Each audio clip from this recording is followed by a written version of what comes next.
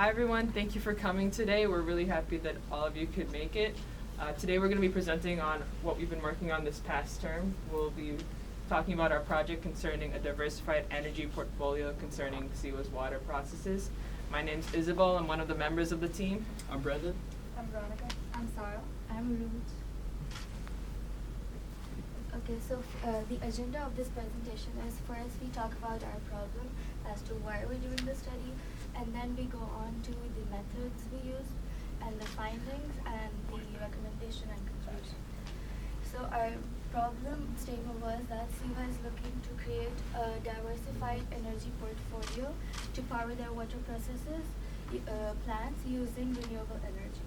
Now, why do they want to do that is because the population of UAE has been exponentially rising since the past decade.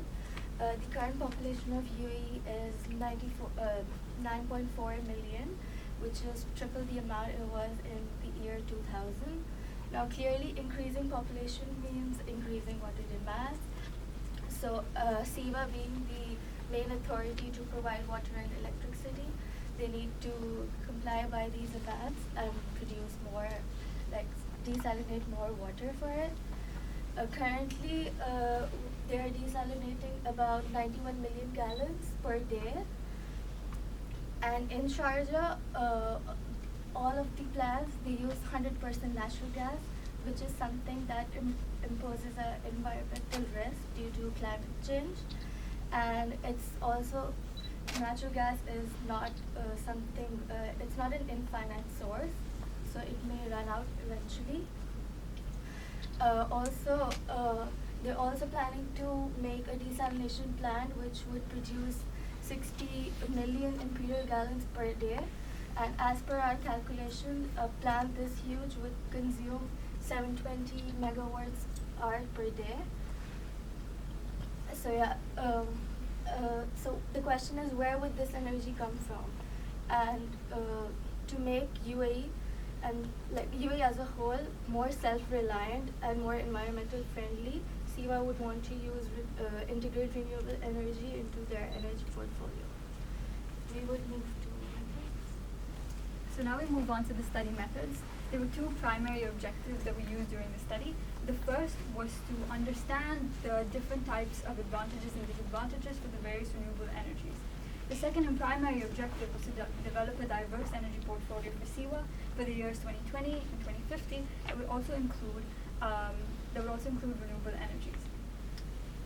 So how we achieved this objective was to use the Delphi method, which was the key research strategy we made use of.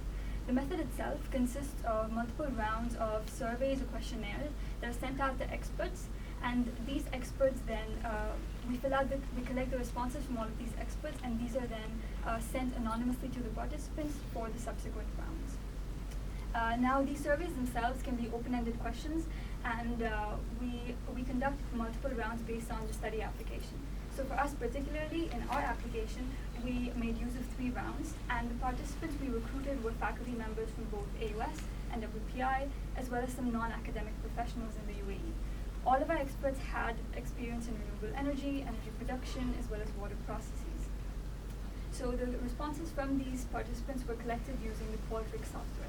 The software was made use of because of the superior analytical tools it provided compared to the other possible options that we had. The final step before sending out the surveys was to conduct a pilot test. This included a small sample set of students and professors, and this step really helped us in improving and adapting the questions based on their responses and helped the overall study design to improve. So we conducted 3 rounds. Round 1 consisted of presenting broad questions to our survey participants. This really helped them in getting them to think about the various possible renewable energies that they could implement. The second round was presented to them with a summary report of the responses from round 1, and this helped them inform their own opinion, and also it provided a narrowed down possibility for the different renewable energies. Round 3 was then the final round, and we sent this again accompanied with a summary report from the previous round 2. This finally concluded our study, and we had arrived at a consensus from all of the experts on what they believe the energy portfolios in the future would look like for SEWA in the years 2020 and 2050. Now this was our participant breakdown. So we had a diverse set of 13 faculty academic professionals, and these were both from AUS and WPI, and we also had eight individuals that were non-academic professionals. We had the highest number of responses, which were 6 from the electrical engineering department. Now we will move on to the key findings we discovered from each of the survey methods, from each of the survey rounds, as well as find out what consensus we arrived at.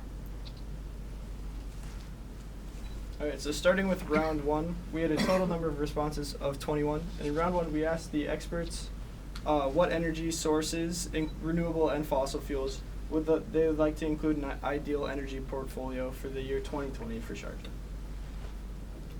So for 2020, here's the graph. Now, as you can see, the top 3 most frequently chosen options were all solar, and that's due to the high irradiance levels within the UAE itself, making it a very usable form of renewable energy. Now, in addition to this, there's also precedents within other emirates that prove that solar energy is usable. Now, we were surprised to see that fossil fuels came in so low due to 2020 only being about a month away, and currently the portfolio is 100% natural gas. Then here's the graph for 2050. As you can see, that solar is still heavily favored, still being the top 3, although after solar now comes wind. Now, inland wind, there's kind of it's not very usable due to the low wind speeds on land, but after looking at the experts' explanations, we found out that offshore wind actually would be able to sustain a high enough wind speed to use offshore wind turbines. In addition, the space constraints within Sharjah wouldn't really bode well for inland wind turbines, but offshore, they're usable. So at the end of round 1, we created a report with both of these graphs, as well as some of the quotes from the experts' explanations, and we sent it out at the beginning of the next round. So for round 2, what we did was we took the list of people who took round 1 and sent them the link to round 2, as well as a PDF of the report for round 1. Additionally, the report of round 1 was included in the actual survey so that the participants would read through the report before taking the questions. In round 2, we had a total of 17 responses, so an attrition rate of about 20%. Most of the other Delphi studies we were looking at had an attrition rate of about 20 to 30% in the first 2 rounds. And so what we did for our second round was we used what's called a constant sum question. And a constant sum question is when you give the participant a set number of points and you ask them to distribute those points based on certain criteria. So what we did was we asked the participants to distribute 100 points based on how much they expected the energy source to contribute to the portfolio. And these energy source options were chosen based on the most popular energy options from round 1 for the respective years. And what we did with this information was we took the average number of points for each energy source for each year, put them into a table, and created a pie chart out of them. And as you can see in the gray areas, natural gas and oil make up the majority of the portfolio. Again, not a surprise that fossil fuels make up the majority, as if any country that's trying to move towards renewable energy should still always keep fossil fuels within their portfolio, at least on standby due to its fast response time and its reliability. Second, we have solar PV, being the most popular renewable energy option. Solar PV was thought to be one of the more economically feasible renewable energy options out of the other energy sources due to its costs and its generation abilities. So for 2050, again, solar PV takes the lead for renewable energy options. CSP is also up there. This is because people believe that by this time there will be enough technological advancements and innovations within these 2 energies that it'll become more cost effective. Additionally, we also have waste to energy.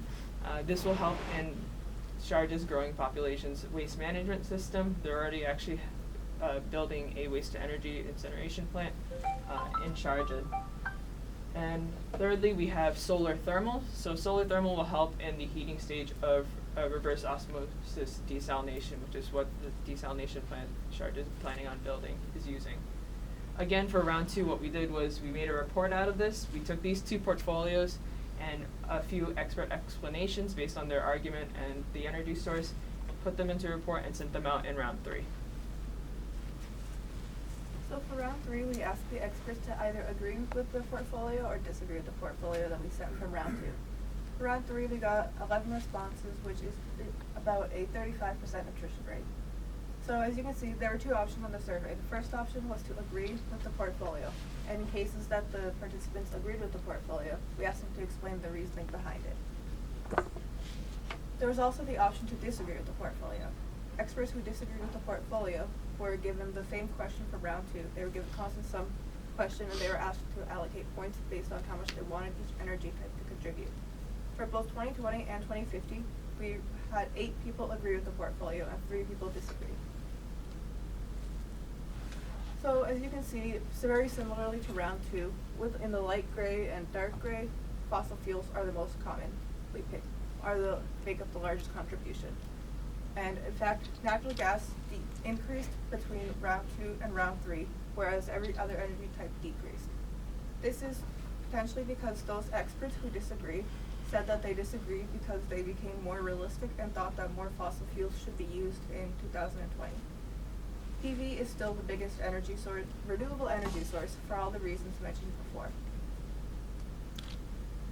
Now for 2050, solar PV and CFP made up the largest percentages. This is because of all the reasons mentioned before, high irritance levels and economic feasibility. However, some experts did mention that they need to consider the downsides of solar PV.